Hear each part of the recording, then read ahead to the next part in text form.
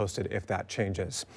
Meanwhile, the city of Seattle is currently accepting applications for a new Youth Civic Engagement pilot program. The plan is to teach Seattle high school students about leadership, policy, and advocacy. Tyrah is down in the Arc Lounge right now with Derrick Wheeler-Smith, the director of Seattle's Office for Civil Rights, with details on this. Hey, guys. Thanks, Steve, and thank you, Derrick, so much for coming on the show. Absolutely. Thanks for having me. Of course. I think this program is more important than ever. Before we get into the details of it, we know that it's headed by the city's Office for Civil Rights, which you direct. Can you just talk about what you all do within that office and what you do in your role specifically? Yeah, certainly. We advance and protect the civil rights of the citizens of Seattle. Anyone within the city actually can file a complaint with our office. We have some of the most expansive protected classes in the country. Around 27 or so protected classes, and so folks can file. We also have 4 different units, departments, looking at community investments into the city. We have the Race and Social Justice Initiative, the first of its kind in the country, of government holding itself accountable for outcomes and thinking about how to create a more equitable and just community and build the kind of future where all citizens in Seattle can thrive. Speaking of that, building the future where we can thrive in, we know that Mayor Bruce Harrell said the strength of the city's future kind of relies in, you know, the passion and the drive and some of our young people here. So what exactly will the youth learn and participate in if they are accepted into the program? Yes, so, you know, we firmly believe that young people have this ability, when supported well, to engage in ways that I think gets us to a more vibrant and just democracy. And young people have always been a part of incredible movements all over the country.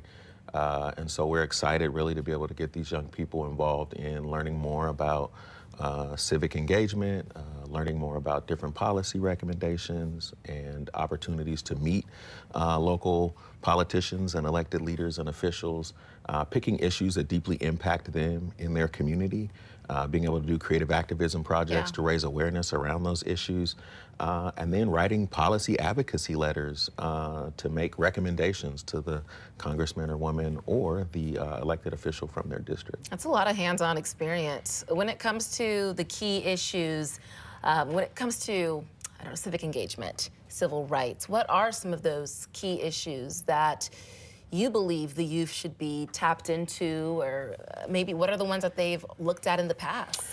Yeah, so, you know, we really have not curated or like selected issues that we want. We think that young people can be architects of their own liberation when they're supported well, especially when that is coincided with youth and adult partnerships. And so we don't have kind of these pre-selected issues, if you will, that they're going to address. So they actually get to select the issues as they navigate and go through the process.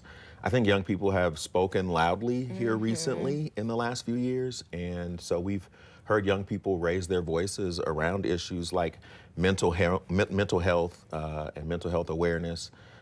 Youth violence is another big issue that we've seen a lot surface. And so we just really want to be thoughtful about how we support them and in allowing them to be thinking through what they believe is impacting them, and then be able to do the work around creating a pathway for transformation and change. I like that the city has not pre-selected issues. That way the youth can really curate their own experience, and they're chatting with their own friends, you know, about issues that are important to them as well. So I think that's a smart move.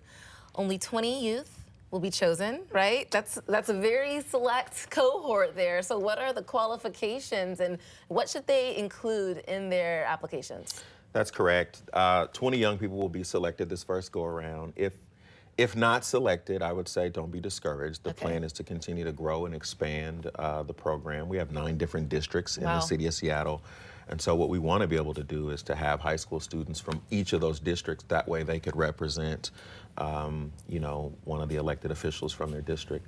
But we're starting off with 20 young people. Those 20 young people certainly just need to show an interest in being able to engage, have a commitment to this notion and idea of what does it mean to widen the circle of human concern, and really be willing to think about how to grow and how do you build bridges across difference. And so So yeah, so it's a fantastic opportunity. For sure. They'll develop tons of skills that, you know, translate to everyday life, whether it's conflict resolution, or like I said, just being able to bridge across difference. Is there an age range for people who are going to be accepted? High school students, middle school?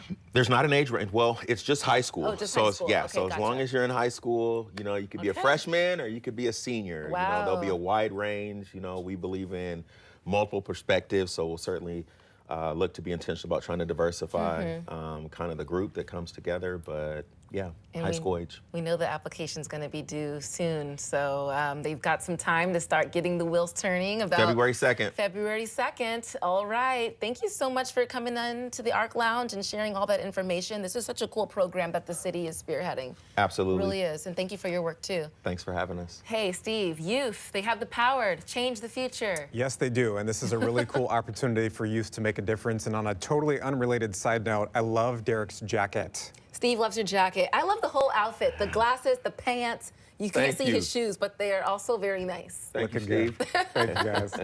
To learn more about the Youth Civic Engagement Program, we made it easy for you. Just scan the QR code that's popping up in the corner of your screen there. That link that pops up will take you directly to KOMOnews.com. From there, you're going to find a link to the website for more information.